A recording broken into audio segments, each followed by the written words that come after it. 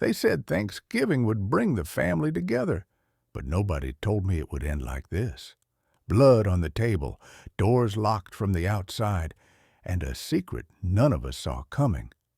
Trust me, you're not ready for what happens next.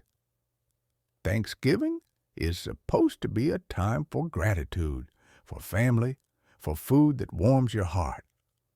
But what if the traditions you hold dear hid something darker?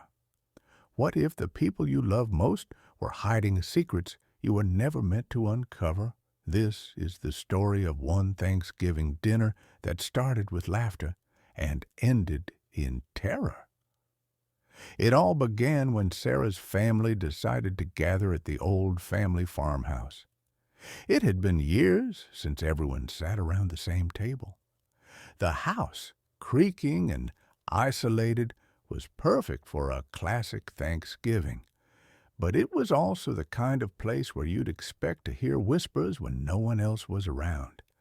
Sarah hadn't been back to the farmhouse since her grandmother's passing.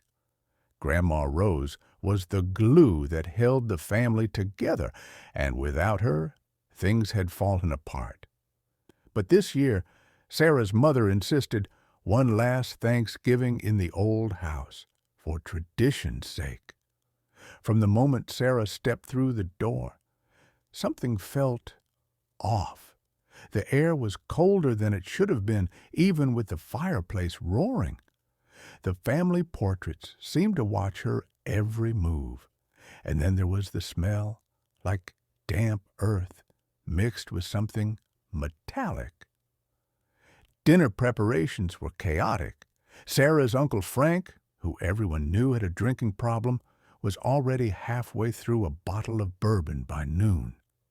Her cousin Lisa couldn't stop whispering about some incident she'd overheard her parents arguing about the night before. And then there was the carving knife, gleaming, sharp, and out of place, sitting on the counter like it had been freshly cleaned. As the turkey roasted, the conversations grew tense. Old grudges bubbled to the surface. Her mother snapped at her father for forgetting the cranberry sauce. Lisa made a snide comment about Sarah's job, and Frank, slurring his words, accused someone at the table of lying about the will. But the strangest thing happened just as they sat down to eat. The grandfather clock in the corner struck 5 times, despite being broken for years. Everyone froze. Sarah's father tried to laugh it off, but no one joined him. And then the lights flickered. "Sarah," her mother said, "can you check the basement fuse box?" Sarah didn't want to go. The basement had always terrified her as a child, but she grabbed a flashlight and headed down the creaky stairs, every step echoing like a warning. The basement was colder than the rest of the house. Shadows danced in the dim beam of her flashlight, and the smell of damp earth was stronger here. She found the fuse box, but as she reached to flip the switch, she heard it, a soft whisper. "Sarah, don't." She spun around, heart pounding, but no one was there, just an old mirror leaning against the wall. Her reflection looked wrong, pale, distorted, like it was moving, even though she wasn't.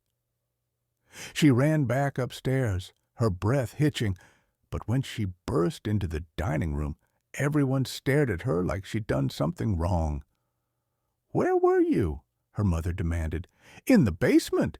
You told me to check the fuse box," Sarah stammered. Her mother's face went pale.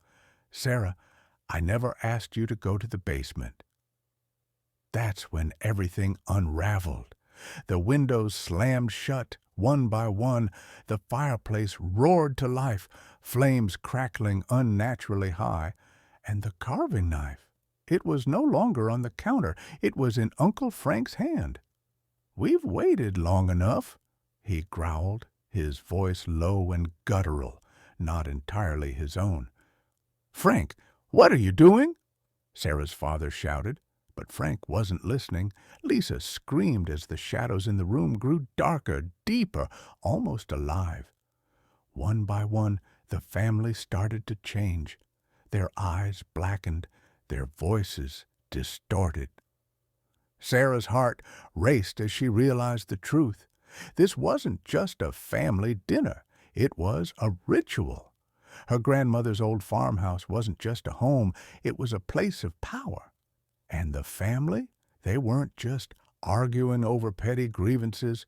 They were arguing over who would be the sacrifice. "Sarah," her mother said, her voice trembling but firm, "run." But before Sarah could move, the mirror from the basement shattered, and out stepped something. A figure that looked like her grandmother, but wasn't. Its smile was too wide, its eyes too empty. "You can't escape, Sarah," it hissed. "This has been planned for generations." What happened next is a blur. Sarah remembers grabbing the carving knife, the one thing that seemed to repel the shadows. She remembers the sound of her own screams mixing with the howls of whatever her family had become. And she remembers running.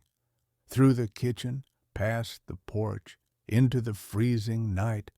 When she finally reached the road, a car stopped for her. She begged the driver to take her to the police. But when she looked back at the farmhouse, it was gone. No fire, no lights, no sign of the horror she'd just escaped. The police didn't believe her story. They said the farmhouse had burned down decades ago, after a tragic accident during Thanksgiving dinner. But Sarah knows what she saw. And every Thanksgiving since, she wonders if her family is still out there, waiting for her to come home. If you want more stories like this, don't forget to subscribe or check out the next video for another terrifying tale.